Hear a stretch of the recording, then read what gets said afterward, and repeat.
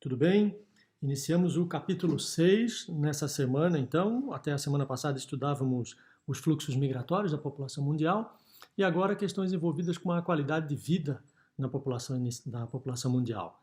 Então, para iniciar nosso trabalho, vamos seguir o que o livro recomenda aqui, e ele aponta um documento desenvolvido pela ONU em 2015, chamado Agenda 2030 para o Desenvolvimento Sustentável, né? Agenda 2030. Eu quero chamar a atenção de vocês aqui, esse documento está disponível na internet, vocês podem achar com bastante facilidade, tem uma imagem bem bonita para vocês identificá-lo. E eu quero chamar a atenção aqui para o conceito de desenvolvimento sustentável, né, que o livro aponta. O desenvolvimento sustentável é, em geral, aquele capaz de atender às demandas da sociedade atual, sem comprometer o bem-estar das futuras gerações. Ok, então o segredo do desenvolvimento sustentável está em atender à necessidade atual sem comprometer o bem-estar futuro. Ok? Seguindo adiante, na página seguinte do nosso livro, a gente vai identificar o primeiro tema, que chama Índice de Desenvolvimento Humano. Bom, o Índice de Desenvolvimento Humano, conhecido como IDH, é um indicador, então, né? Um indicador de desenvolvimento econômico e social que utiliza três variáveis, três critérios. Estão descritas aqui os três critérios: renda, educação e saúde. Ou seja, mede o quanto a população em geral recebe de dinheiro, qual é a sua renda, qual é o nível educacional da população e qual é o nível de saúde da educação. Com base nesses três critérios, é composto uma média e essa média gera um número que varia de 0 a 1, sendo 0 o mais baixo e 1 o mais alto. Aquele país, então, que tiver o número mais próximo de 1 é aquele que tem o melhor desenvolvimento, índice de desenvolvimento humano, IDH, e aquele que tiver o número mais próximo de 0 tem o pior índice de desenvolvimento humano.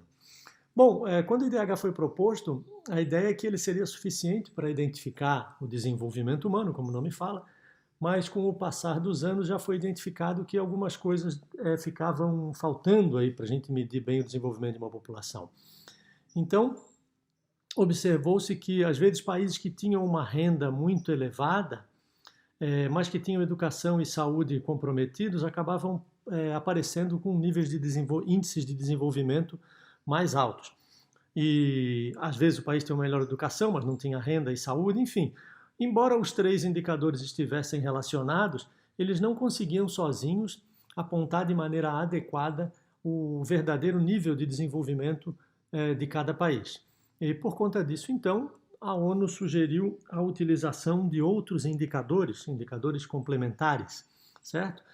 Estão descritos aqui embaixo, um deles é o IDH ajustado, o IDH-AD, e o outro é o índice de desigualdade de gênero. Existem vários outros indicadores, temos o índice de Gini também, que já foi discutido aqui na nossa matéria, mas tem um indicador que não está sendo falado aqui no livro, eu vou só destacar para vocês, é provável que vocês ouçam falar a respeito dele aí nos próximos anos, e em português chama FIB, que significa Felicidade Interna Bruta.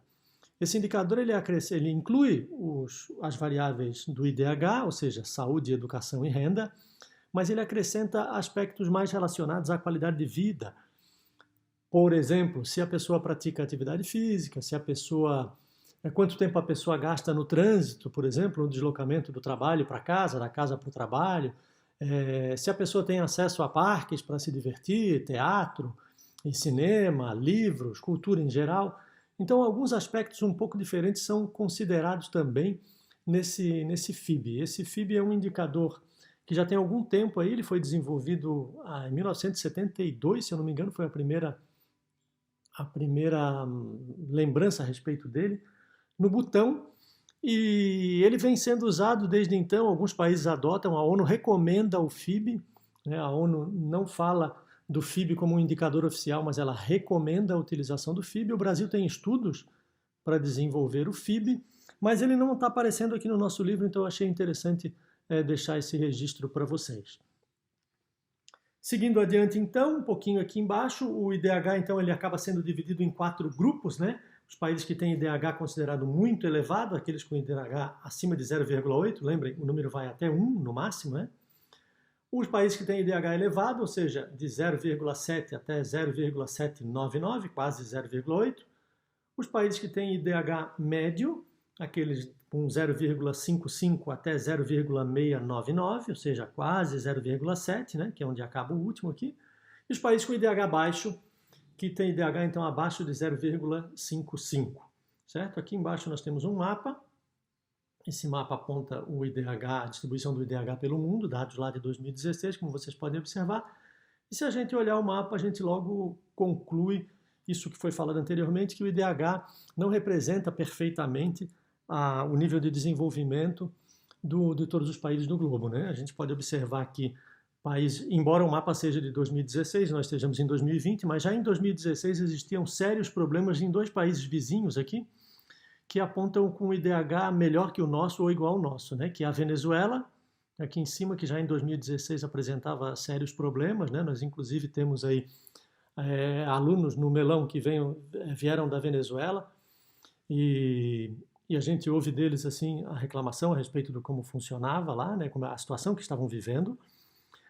E o outro país, nosso vizinho aqui também, o Chile, aliás, desculpa, a Argentina, que vem passando também por uma séria crise de desenvolvimento nos últimos anos, e nesse mapa aqui, de acordo com os indicadores do IDH, ela aparece com um IDH inclusive maior do que o do Brasil, a gente pode ver aqui, né?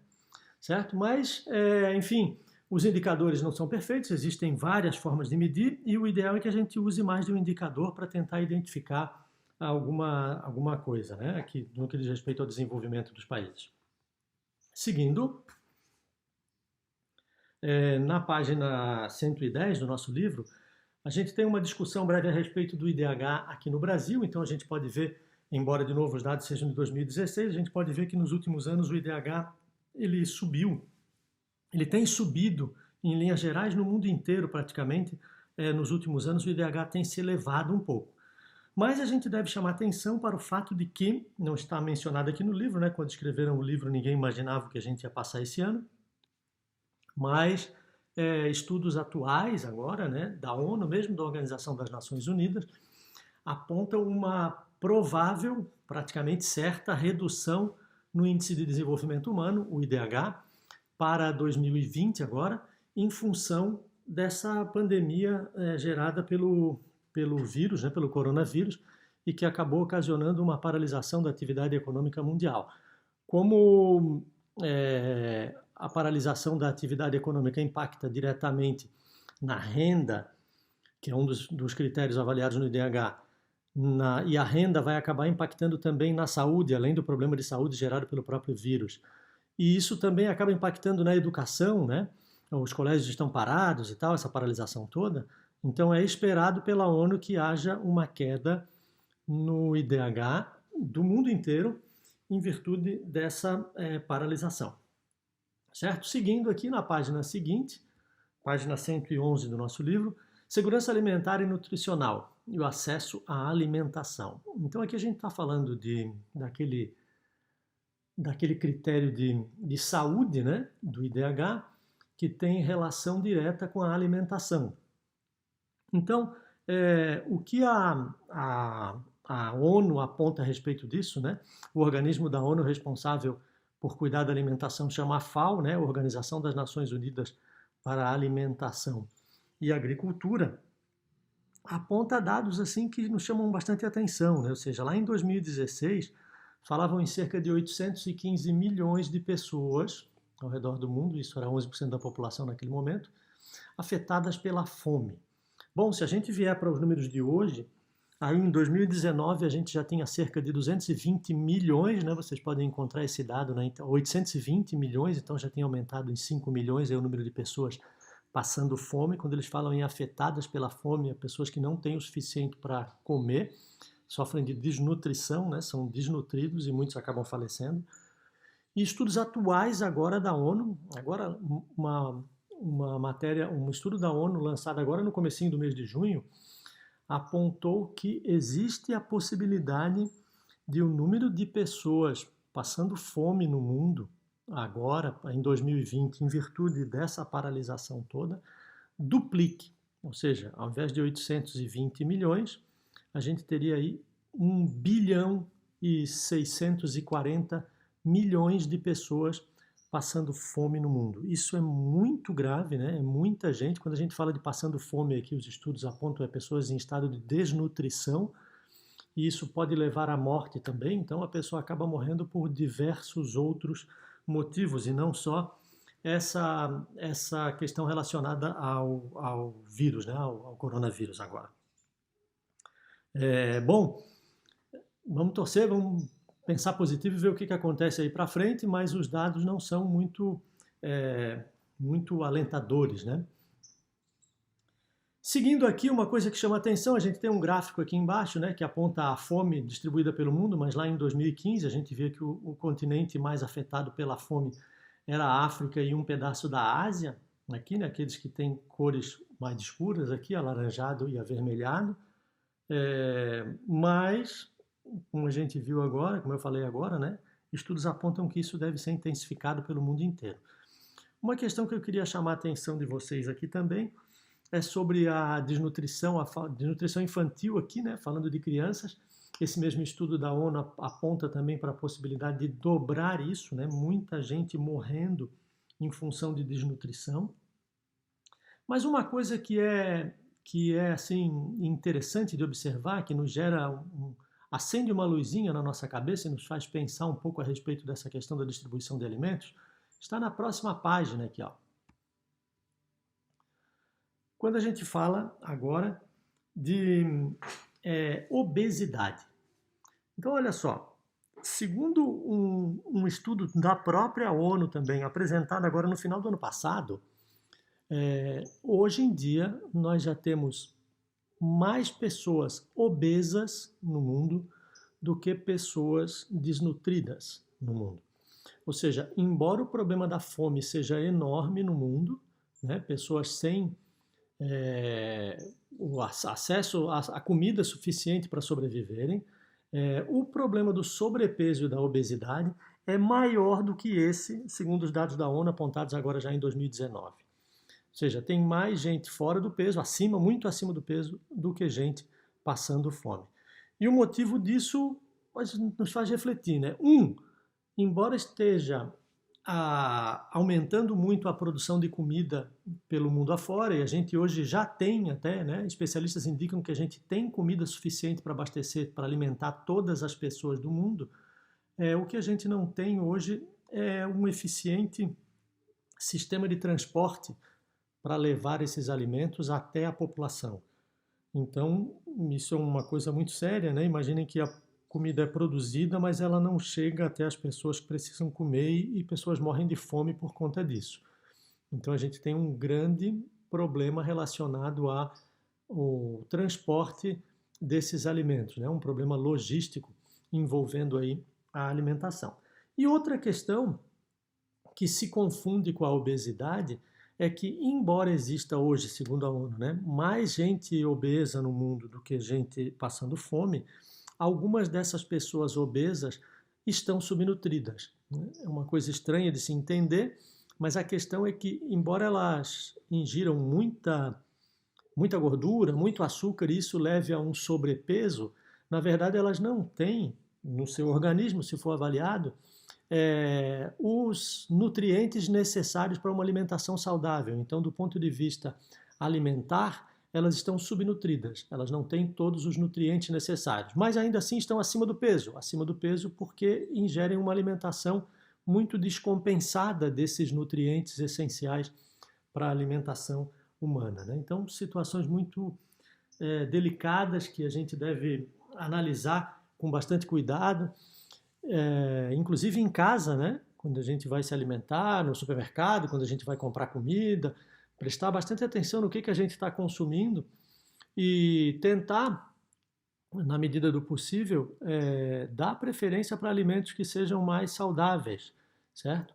Porque daí eu posso chamar aqui um outro estudo da ONU, né, apresentado aí em 2012, a gente tem já 8 anos desse estudo. Em 2012, a ONU, junto com uma universidade dos Estados Unidos, e outras entidades estavam envolvidas, inclusive a própria Nike, por exemplo, estava envolvida.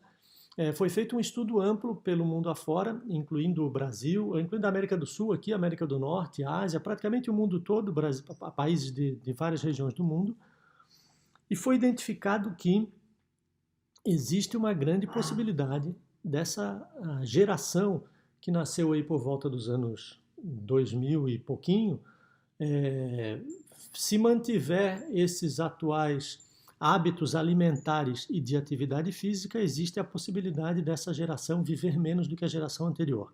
Isso chamou muita atenção porque é a primeira vez na história que isso é verificado, né? Durante todo o período em que foi analisado esses dados pela comunidade científica internacional, observou-se sempre que a geração seguinte vivia mais do que a geração anterior. Então, o filho tendia a viver mais que o pai, e aí depois o filho do filho tendia a viver mais ainda, e assim a cada geração nova, a tendência é que as pessoas vivessem mais. Porque o índice de qualidade de vida, digamos assim, estava melhorando. As pessoas tinham mais acesso à alimentação, mais acesso à renda, os trabalhos eram menos prejudiciais à saúde, digamos assim, e isso vinha levando a um aumento da expectativa de vida a cada nova geração.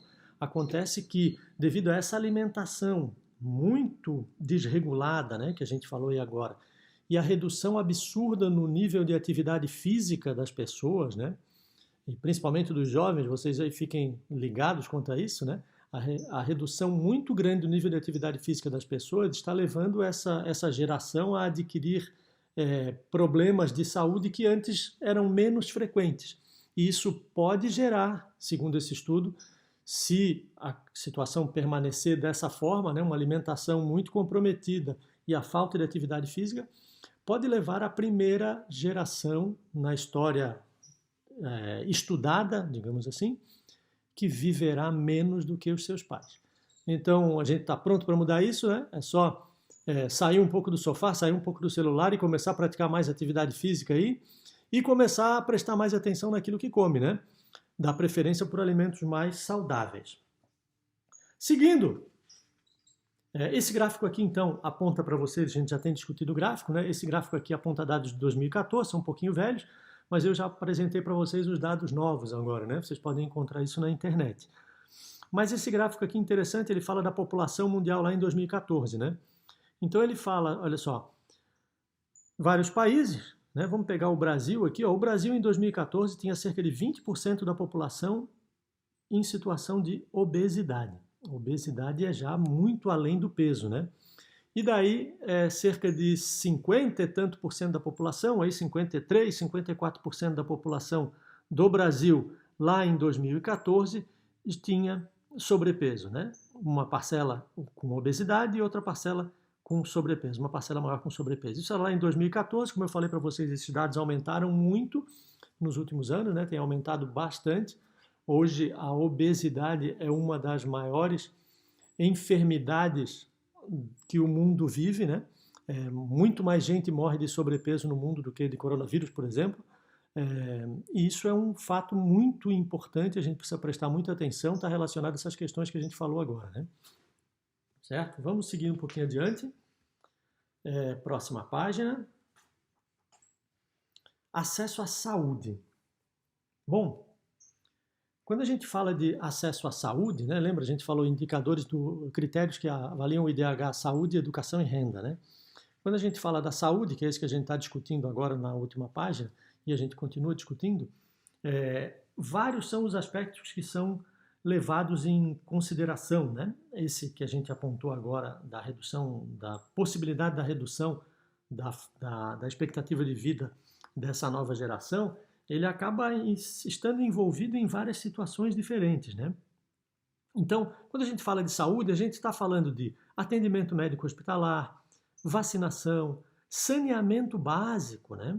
Saneamento básico, que é muito importante, às vezes é dado pouquíssima atenção ao saneamento básico aí, até mesmo, não só pelos governantes, mas até mesmo pela própria população local, né? Que acaba jogando muita sujeira na rua, e essa sujeira, quando dá uma chuva forte, ela acaba entupindo os esgotos, e isso, né, o sistema de coleta de água da chuva, isso acaba gerando enchentes que comprometem muito a qualidade de vida da população. Então, além disso, né, além dessas questões que a gente falou antes, que tinham a ver com exercícios físicos, por exemplo, que está relacionado aqui à alimentação saudável, a gente ainda tem essa questão do saneamento básico que é importantíssima e muito negligenciada, certo? Aqui abaixo a gente tem um gráfico que mostra o investimento, né, o PIB, lá em 2017, quanto do PIB era investido em questões relacionadas à saúde, né? E a gente vê que os países mais desenvolvidos são aqueles que investem mais em saúde e os países menos desenvolvidos são aqueles que investem cada vez menos em saúde, né? Seguindo aqui um pouquinho, uma outra coisa que eu quero chamar a atenção de vocês, que tem tudo a ver com o momento que estamos vivendo, é aqui, né? Outros problemas de saúde apontados pelo OMS são a má qualidade da água, o saneamento básico que a gente falou, precário e a falta de higiene. Bom, gente, vocês já estão sabendo, tenho certeza disso, que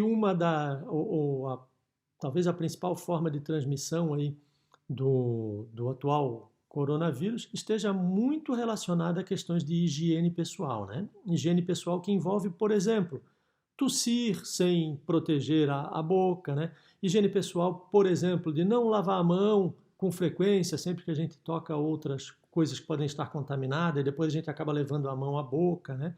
Isso tudo tem a ver com falta de higiene. Eu já viajei bastante na minha vida, lá em 2006 eu botei a mochila nas costas e dei uma volta ao mundo aí viajando, fiquei um ano viajando pelo mundo afora e eu pude ver isso de maneira ao vivo, né? Em diferentes países do mundo, como funcionava isso nos países mais desenvolvidos e como funcionava isso nos países menos desenvolvidos, né? A questão da higiene. A gente tem problemas no mundo inteiro, tanto nos mais desenvolvidos quanto nos menos desenvolvidos, mas é uma questão que deve ser considerada com muita atenção, principalmente agora, nesse momento que a gente está vivendo, que essa lição seja levada para a nossa vida toda, né? Para aumentar a higiene em relação a esse tipo de coisa, né? Lavar as frutas que come, lavar a mão com mais frequência, né? Se a gente está com algum tipo de doença respiratória, uma gripe, um resfriado qualquer que seja, a gente não deve tossir assim à toa para lá e para cá.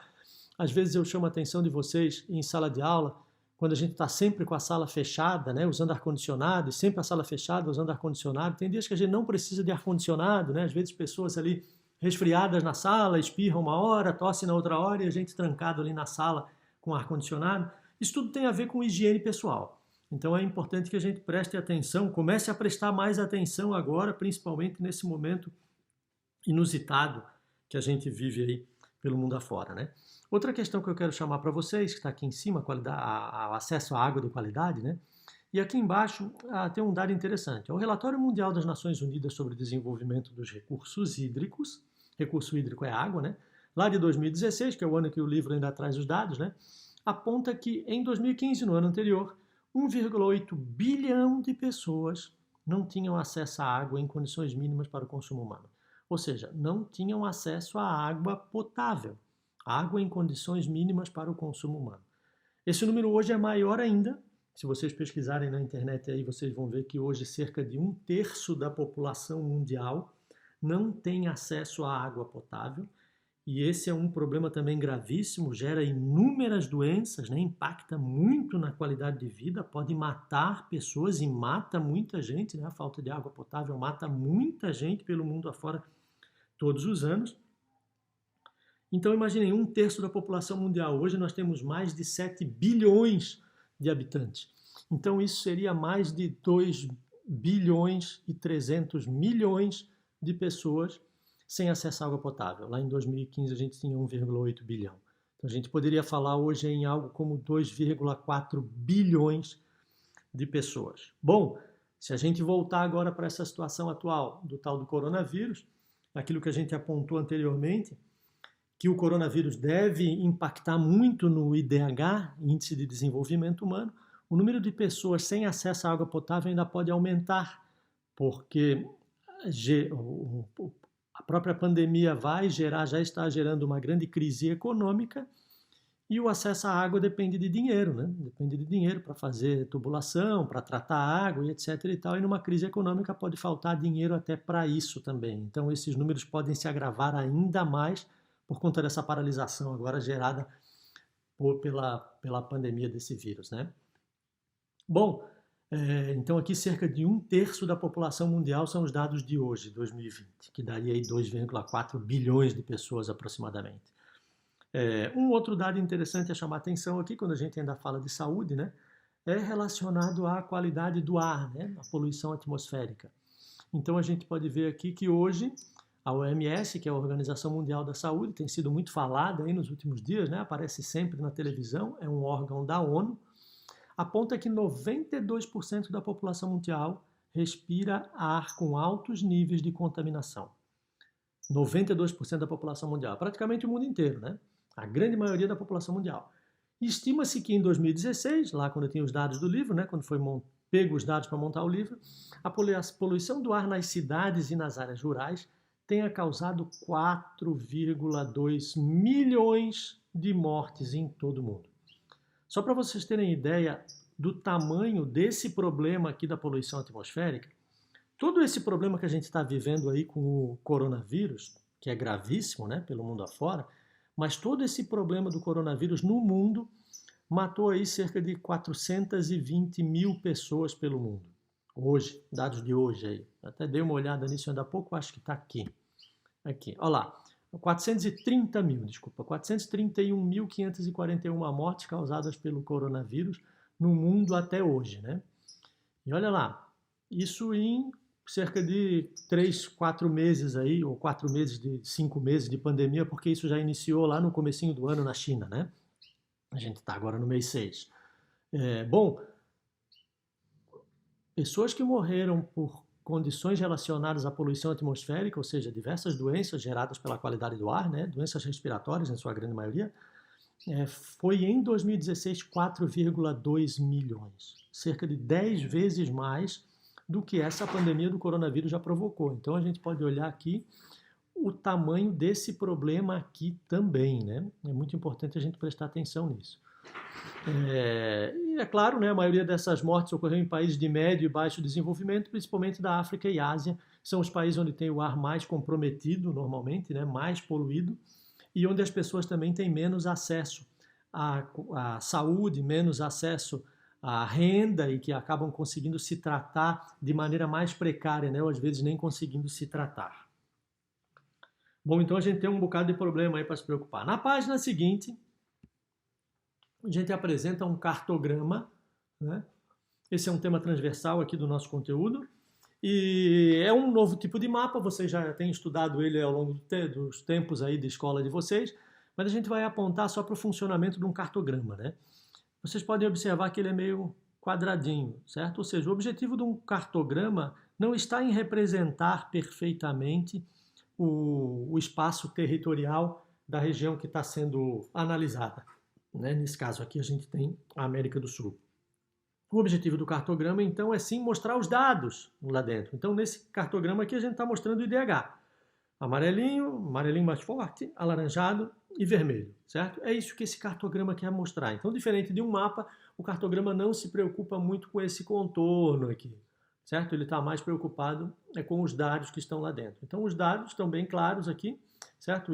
O país com desenvolvimento humano elevado, país com desenvolvimento humano mais baixo e países com desenvolvimento humano chamado muito alto. A gente já discutiu esses dados aqui, esses números, essa representação, já vimos que realmente não representa muito a realidade atual. Esse gráfico aqui, esse cartograma aqui era de 2013, né? Mas ainda assim não representava bem a realidade atual e por isso mesmo a ONU recomenda que se use outros indicadores além do IDH, certo?